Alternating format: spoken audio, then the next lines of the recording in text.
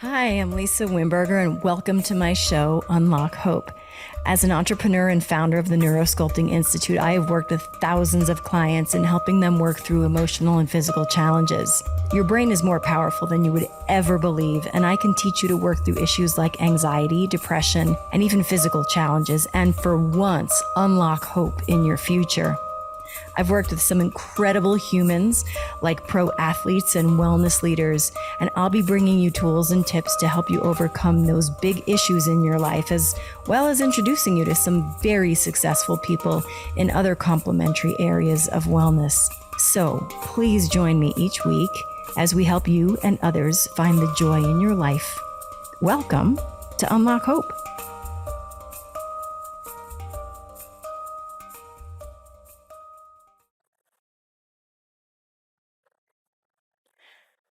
I'm Lisa Wimberger, and I am so happy you are with me. I can't tell you how excited I am to share a little bit about what I do, why I do it, and how, most importantly, it's going to change your life. So, I am the founder of something called Neurosculpting, which is a very powerful meditation technique that has changed lives for decades. I am a serial entrepreneur. I am a mother, a wife, a musician, a dancer, and most of all, I am a very imperfect, messy human, having a very imperfect, messy human experience, just like all of us. So, what is my passion? Why am I here connecting with you? Because my passion is to share the gifts I received through my own struggles, trials, tribulations, stresses, traumas, the gifts that I received. I want to give them to you because they changed my life. And that's my mission. In this very, very short time we have on the planet, my mission is to help you and as many yous as possible so that I can get powerful tools into your hands so that you don't have to feel like life is completely outside of your control. This is my passion, and it involves you, and it involves us having these conversations. So I want to share a little bit about my story so that you get a sense of who I am and why I do what I do, because I'm a firm believer that this is a relationship we're forming here. I'm not talking at you. You are not a listener. You are here with me. And as someone here with me, you have to know a little bit about me, and I need to understand a little bit about you so that we can create this experience together. So I want to share a little bit about my story. I would say if I took a broad brushstroke and summed up my life, I would say it's pretty normal. But then as I think about all the things that happened, I start to realize, wait, I had some really interesting things happen to me, which create a legacy of marks and remembrances in my body that have made me who I am. So I'm going to share a key moment with you, one of those really strong markers that put me on my path to be here today with you right now. And that was my 15th birthday, where a very traumatic incident happened to me that changed my life forever. But let's back up. It was Pennsylvania. I was at a friend's vacation home. We were all there for the weekend celebrating my birthday. And there was about 8 of us, and we were out in the sunshine. It was July. It was amazing. We were having a great time. There was a whole gaggle of teenagers, free, no cell phones. They didn't exist at that time. And we were just playing. And then the sky gets dark, really dark. And the temperature drops fast. And then the rain starts hammering us. And then the hail comes the size of golf balls, and we are freezing. We are soaking wet. We are totally exposed. And so we go seek shelter to this house. It didn't look like anyone was home. So we went under the awning by the porch. And we were huddled, and I was huddled against this boy, and we were leaning against the garage door. So a long metal crank handle to that garage door was poised right at the base of my spine. I was sort of leaning against it. And then a flash of light happens, and then lightning, and then the side of the garage gets hit, and the lightning comes out through the garage door handle, through my spine, and I and the boy catapult directly off the garage door. I don't know, 4 or 5 feet. We land face first in the dirt, and I am completely disoriented. I'm conscious, but I'm very confused. I think he hit me. It felt like a sledgehammer to the base of my spine. And I looked at him and I asked why he hit me, and he looked at me and he asked me the same thing, and we were startled. And then we look up, and all of our friends are staring at us, mouths open, staring at us and saying, "You got hit by lightning. You flew off the garage." And I'm thinking, you have got to be kidding me. This is not what being hit by lightning is supposed to feel like. I'm supposed to be having smoke come out of my ears. I'm supposed to be dead. I'm supposed to be unconscious. Instead, I'm just angry and in a lot of pain and confusion. So I didn't really buy the story, but I looked at my watch, and then we got back to my friend's house. And an hour later, I looked at my watch again. It had stopped. It hadn't moved. Okay. Maybe there was an electrical phenomenon that happened. And I think nothing of it. And as parents are likely to do, they discounted our story as some made-up tale. And clearly nothing actually happened, because there's Lisa just fine. But my watch was stopped, and I didn't feel quite right. But we were joking, and in no time at all, we're eating birthday cake. And then later that week is when my seizures started. I didn't know these were seizures in the beginning. How do you know you're seizing when you're seized? You don't. You just know 1 minute you're conscious and standing, and the next minute you're waking up to somebody or something hovering over you, very concerned, and you have no idea where you are or how you got onto the floor. So that was my experience. Starting shortly after the lightning strike, I was having what I called blackouts. I thought I was fainting. I was calling them blackout spells. And they happened on occasion in front of people, and I brushed it off and I recuperated pretty quickly. And then within a very short amount of time, maybe a year or so, I'm not recovering very quickly. And they're not happening in front of other people. Mostly they're happening when I'm by myself, after school, in the bathroom, or when I was menstruating. That time of the month, I would have all of these seizures. And I would find myself on the floor somewhere. I would feel the world disappear. I would feel the edges of the world start to melt, and my peripheral vision would start to pixelate, and something in my stomach would drop, and I would get this wave of, "Oh no." And that's all the time I had to utter, sometimes not even both of those words, just the one, "Oh," and everything would be black.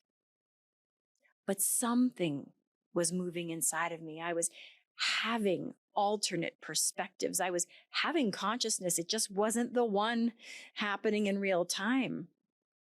And then I would hear a loud, oppressive, painful buzzing in my ears, and I would get tingles, not even tingles. They were pins and needles from head to toe. And I would open my eyes and be in excruciating pain. And some of that pain was internal, that buzzing feeling. And some of that pain was because I hit my head, or I had a black eye because I hit something on the way down. But mostly I would wake up in a puddle of what I didn't know. Was it sweat? Was it urine? It was usually both. And I couldn't move. I was stuck to the floor. I couldn't move. I had no energy to move arms or legs. I couldn't move. My vestibular system was so disoriented that even moving my eyes too fast, I would vomit. And I would lay there and pray, please, please don't let my parents come home from work yet. Please, please let me get back to my bedroom before anyone gets home. And I would crawl across the hall to my bedroom. I would crawl into bed and I would close the door. And when my parents got home from work, I would say I felt sick and I wouldn't come out of bed until I could get out of bed. And that usually was hours. This went on for years. I had a few seizures every year, and every year they got worse and worse and worse until the last 2 seizures I ever had. And once I share these particular 2 with you, you'll understand why I did it, why I'm sitting here right now wanting to talk to you. The second to last seizure I ever had was probably the most traumatic. It's the one that made me realize I am tired of feeling like life is out of control. I am tired of my body breaking down. I am tired of the waves of emotion that come before and after these episodes. I'm tired of the identity I have because of some horrible thing that happened to me in life. And maybe this is ringing true for you. Maybe it isn't something that traumatic, but it's something that defined you 10 years ago, 5 years ago, 25 years ago, that it just lingers and it makes you feel hopeless. So, the second to last seizure, I was in a food court with my daughter at the time. She was barely 3. I was a single mom, a newly single mom, primary caregiver for my daughter. And I bit into a chicken bone in the food court at lunch. And it must have triggered a seizure. And what I know happened, I can't say I remember this because I remember a different version. I remember the version of my brain wandering into seizure land. What actually happened was I bit into a chicken bone, jarred something in me, and I instantly had a seizure. And I crashed into the plate of food on my plate. And then I flipped over backwards and flipped off the chair and crashed my head on the floor on the way down. And my little girl is sitting in the high chair watching. And so the seizures that I had, they were grand mal. I would go into cyanosis, which is another way of saying I would be rigid and turn blue. And I was that because I was not breathing any longer. And my heart rate was so low, it was undetectable. And this happened many, many times. It's happened in doctor's offices where I would flatline. And it happened here in front of my 3-year-old. And I turned blue and I was frozen and my heart wasn't beating. And I didn't come to until paramedics were there. So I don't even know how long that was. Minutes. How long does it take for a store manager to run to the food court to call the paramedics for them to show up? That's how long I was not there in my body with my daughter. That's how long she watched me lay lifeless on the floor, unconscious. And I woke up to paramedics. And I woke up to, I don't know where I am. I'm bleeding from my head. I'm going to urinate myself right now. And if they move me too fast, I'm going to defecate and vomit at the same time. So please don't touch me. But I can't speak. I can't speak after a seizure like that. There's nothing. The vocal cords are just not working. So all I can do is look up at strangers and wonder, where is my daughter? Where is my kid? I can't even turn my head. And she runs over. Fortunately, there was a man in the food court who was also a nice man. Could have been a different story. And he sat with her till I opened my eyes. And she came over and she put her hands on my chest. And she said, "Mommy, did you die?" And the answer was, technically, kind of. I had flatlined before. I had flatlined in a doctor's office once before during seizure, where they had to load a needle of atropine and they were about to resuscitate me with a direct injection of atropine, which is for a stopped heart. So I have flatlined before. And I was either already flatlined in that particular moment in the food court, or I was perilously close. But either way, that's what my kids saw. And that's her image of what happens to moms while they're eating lunch. And that started a whole process, an emotional process of, I have to prepare my child who can't read, who can't feed herself, who can barely use the toilet. I have to prepare her to dial 911. And that's what we did. We prepared her.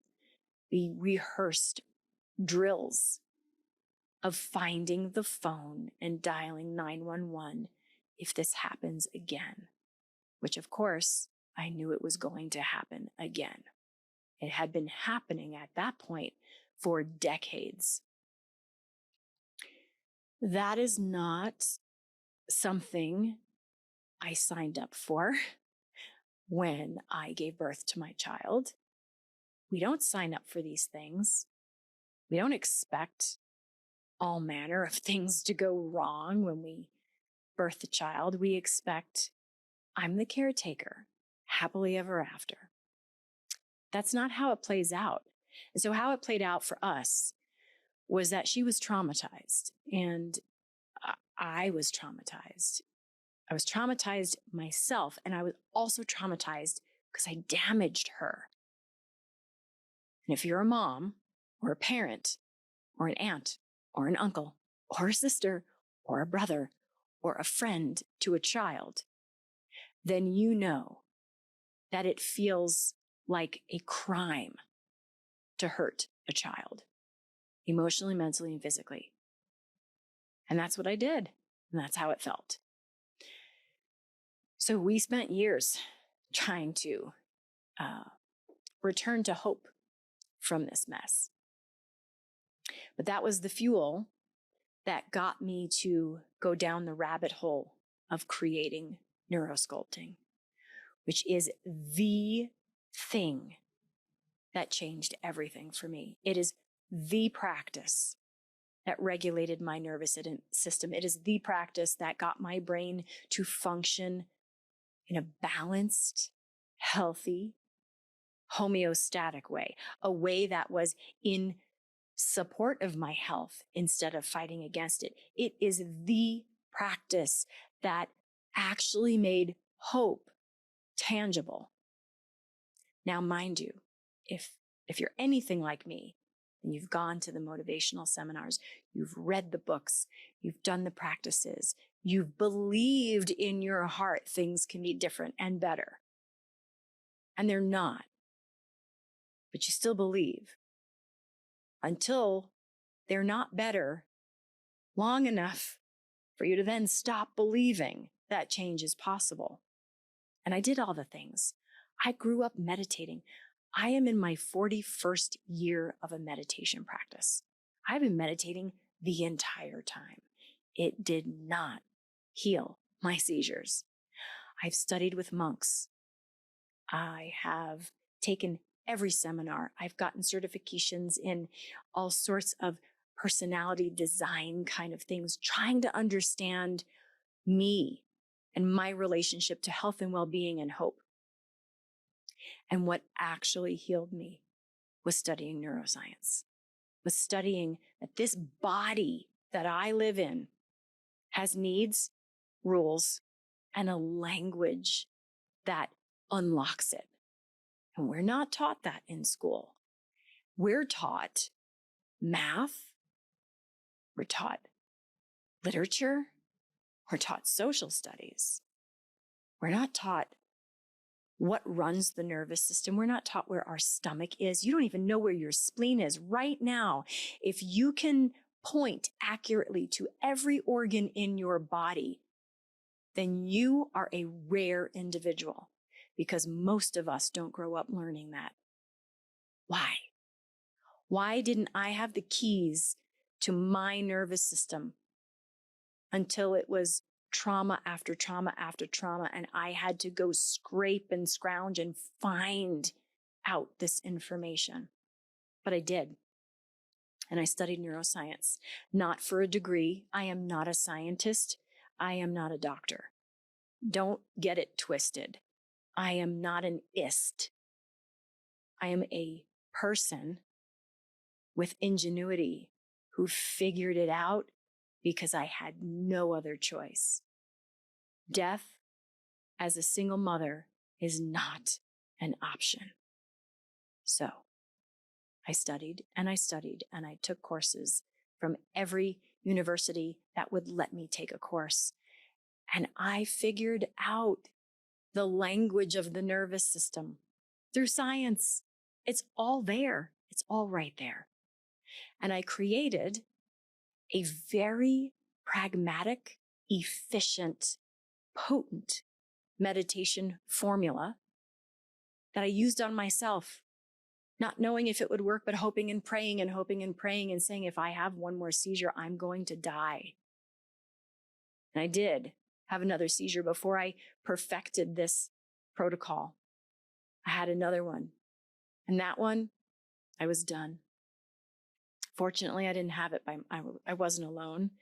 I had it with other people around. My boyfriend, who is my husband now, was around at the time and had a seizure, and I flatlined in front of a group of people.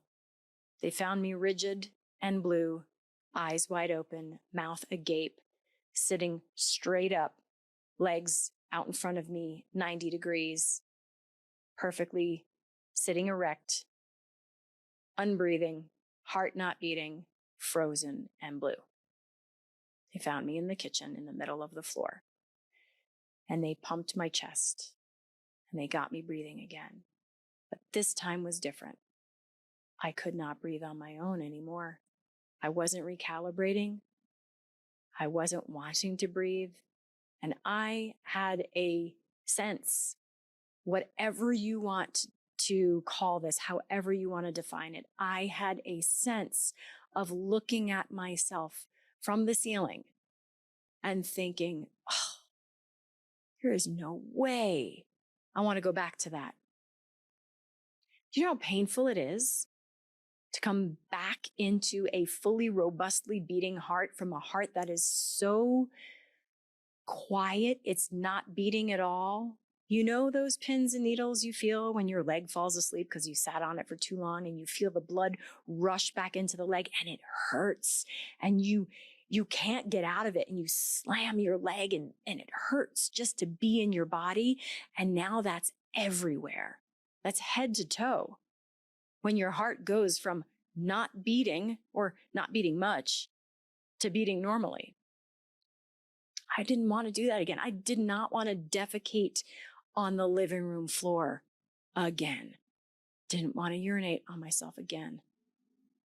I didn't want to vomit every time I moved. I didn't want to deal anymore. But again, I have a 3-year-old in a crib upstairs, unaware that the second time for her in 6 months, I'm flatlining, seizing on the ground. So that was the day. That was the day that everything kicked into high gear. And I said, I'm either done with the seizures or I'm done with life. And because I have a choice right now, I'm going to choose to be done with the seizures. And I took all the neuroscience I was studying and I made that protocol. And I made that protocol as my last ditch hope that something could be different. It was hope embodied. It was hope with every fiber of what was left. That if this worked, if I could break through the pattern of my seizures, that I would spend the rest of my life in service to this and in service to you, getting these tools to you, the you that I don't know yet, the you that I've known forever, and the you that I will spend the rest of my life serving. So I bartered with whatever entity is out there. And I said, okay, I'll go back into that horrifically painful body and give it one last try. And so this 15-minute meditation process that I created called Neurosculpting, I used it every day. What is it? It's simple. It's painfully obvious if you understand the nervous system. Problem is, most of us don't understand the nervous system, which is why it's been hidden this whole time. It's a 15-minute meditation process where the very first thing we do is we start to quiet the stress centers. But we don't stop there. That's where we start. The second thing we do is we amp up and recruit focused attention so that we can start focusing our attention to finding and editing patterns. Your nervous system right now is governing your life based on the patterns you've made from the emotions, the feelings, the sensations, the experiences, the culture, the history, the gender, and the socioeconomics, and the geography that you have experienced. All of that has created behavior patterns that have automated themselves so you don't need to think about them. Your heart beats off a pattern. Your breathing beats off a pattern. Your emotional responses come from patterns. Your posture comes from a pattern. So we're made of patterns. And so after we quiet the stress center and focus our attention, we focus it to pattern recognition. And when we find a pattern, i.e., a seizure response to a stress, or a belief that we've habituated to, like I'm not good enough, or some other pattern, emotional, physical, mental, spiritual. And we do this with focused attention while our body is coming into a deep state of rest. Then we actually become the author and we can edit the pattern. And if we edit it according to really sound neuroplasticity learning principles, which are embedded in neurosculpting, then the body starts to believe the edit. And then if you do just the right thing in that moment, you can then access that edit much more easily tomorrow. To rehearse it better until that edit becomes your new pattern. So I used these principles in this 15-minute meditation process, and I rehearsed and I rehearsed and I rehearsed in meditation a new response to stress where my body was going to feel and seize. I then rehearsed what it would be like to not seize, but to do something else. Kick, punch, scream, bite. I didn't care what. I was rehearsing option B because option A I was done with. And I ended up using this 15-minute process in rehearsal scripts for about 7 months religiously, having no idea if I could really do this, having no idea if I could put a new pattern into my autonomic nervous system and stop having seizures. And then about 8 months after my consistent rehearsal scripts, I had a seizure halo, which is that moment right before the seizure. And I thought, done, dead this time. And option B, to my greatest surprise, kicked in on autopilot. And instead of having a seizure, I did exactly what I had been rehearsing for 8 months. Kicked, punched, screamed, bit. I was a banshee. Remember I said I'm a messy, messy human. I was messy. I was awkward. I was enraged. I was chaotic. I was ashamed afterwards. I was embarrassed, but I was victorious. I did not have a seizure. first time in my life I stopped a seizure in process. The amount of hope that got charged in that moment, that got unlocked, not the kind of hope that's theoretical. I don't talk about theoretical hope. It was the kind of hope that actually was creating change in my body. And so for me, the gift of neuroplasticity was hope. And hope is another word for neuroplasticity. And to me, they are the same thing. So when I say we're going to unlock hope together, I don't mean theoretically. You already know everything you need to know theoretically about hope. You know what it's supposed to feel like, what it's supposed to give you, how you're supposed to relate to it. I don't care about supposed to. I am giving you hope by way of neuroplasticity practices and information so that it unlocks real change in you. Hope with sticking power, hope with legs, hope with efficacy, hope with power. That's the hope we are talking about together. That's what it did for me. And the moment I circumvented my first seizure in my whole entire life, I knew I couldn't renege on the deal I made with God or whoever. I knew I'd never have another one again. That was over 16 years ago. That was the inception of my mission on this planet, which was to get this super simple, potent, life-changing process to everyone, every human, because it's not a practice reserved for the rich or the privileged or the elite or the this gender or the that gender or the this culture or the that culture.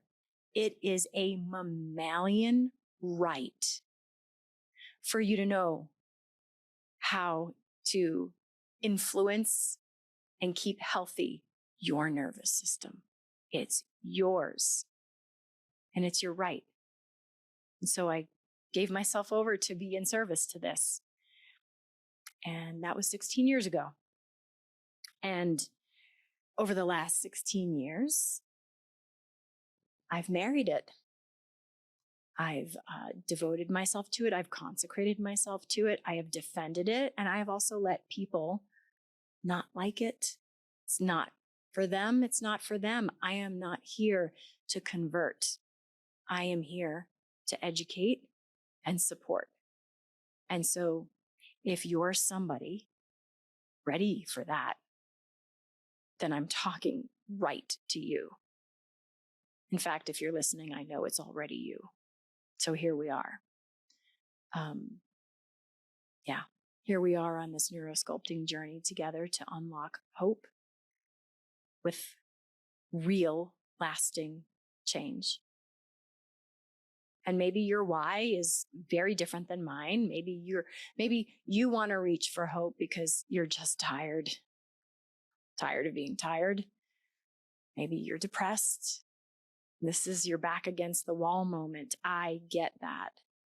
Maybe you're sick. No one has an answer for you. And that is daunting. Maybe you're in a relationship that's really not okay. Maybe it's because you want the next level of success, whatever that is for you, whatever your why is. Hope is the common currency that's going to get you there. And again, the hope that makes real change happen. So, what does this involve? It involves you listening, talking, joining, learning in each and every week of this podcast. It asks you to do your work. I'm asking you to do your work. I'm going to give you 2 little things to do at the end of this podcast to start making small shifts. And over the course of our time together, there's going to be all different aspects of this series that supports you. Some of it will be informational. Some of it will be inspirational. Some of it will be vicariously experiencing other people's stories. Some of it will be very concrete. Some of it will be very emotional. And all of it will be actionable in some way or another. And it's up to you to listen and participate to get the actionable items that I will, of course, tell you at the end of each episode. And then it's up to you to do them. Some of them are so small and simple, they might feel like, why am I wasting my time doing them? Because it works. And some of them are large and wonderful, and you'll know exactly why you want to do them, and you won't question those. Change doesn't happen by wishing. Change happens by doing. Patterns change by doing. Patterns are created by doing. Hope becomes embodied by doing. So together, let's do this. And so I'm going to give you 2 suggestions, actionable items for you to just put into place right now and see what opens for you. The first thing is to have this idea in mind that if you don't take care of yourself, which some of us have a problem with because we think it's selfish, but if you don't take care of yourself, you will not be able to be in service to anybody or anything, any cause, any movement, any person, any mission with any long-term sustainability. So, number 1 action item from today is for you to put on your calendar. In fact, right now, if you're in a place where you're listening or watching, and you can pull out your phone and pull out your calendar, then do this now. There's no reason. If you're driving, sure, don't do it now. If you are juggling something with your hands right now, like cooking, don't do it. But if your hands are free and your device is free, I don't want to hear an excuse. Open up your calendar and put a standing 5-minute appointment on repeat for every day of the week. I don't care where in your day you put it. And don't tell me you don't have 5 minutes.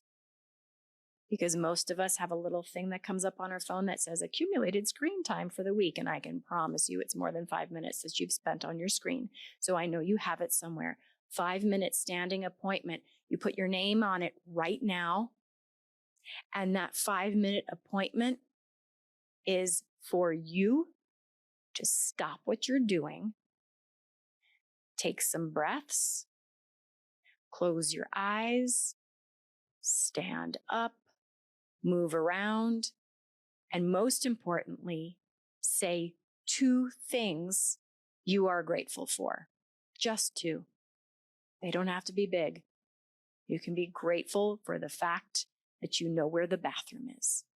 You can be grateful for the air you breathe. 2 things. Standing appointment every day. Stop for 5 minutes. List 2 things you're grateful for. That's action item number 1. Action item number 2. We as mammals were not designed to sit 8 hours a day and look at a screen. So action item number 2, to get you more in touch with your mammalian self, is to take a 2 to 3 minute stand up move break at least once during your workday, if not more.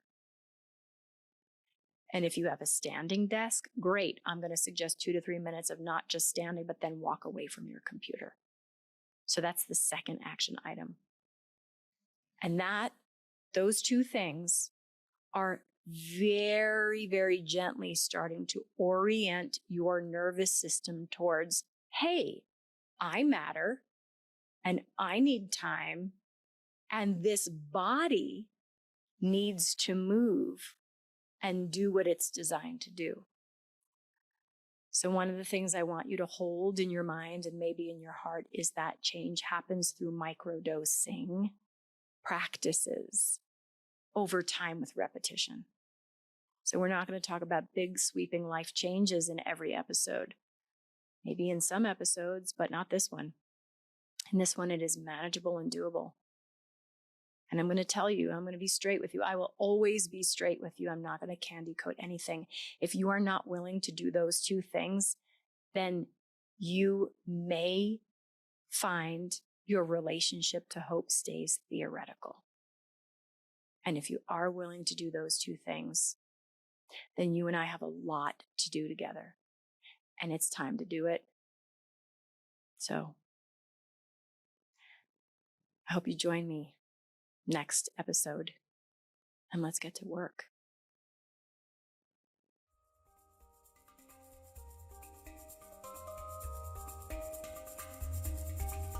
Thanks for listening to Unlock Hope. If you'd like to follow us on social media, we're at Neurosculpting Institute on Facebook, at Neurosculpting on Instagram.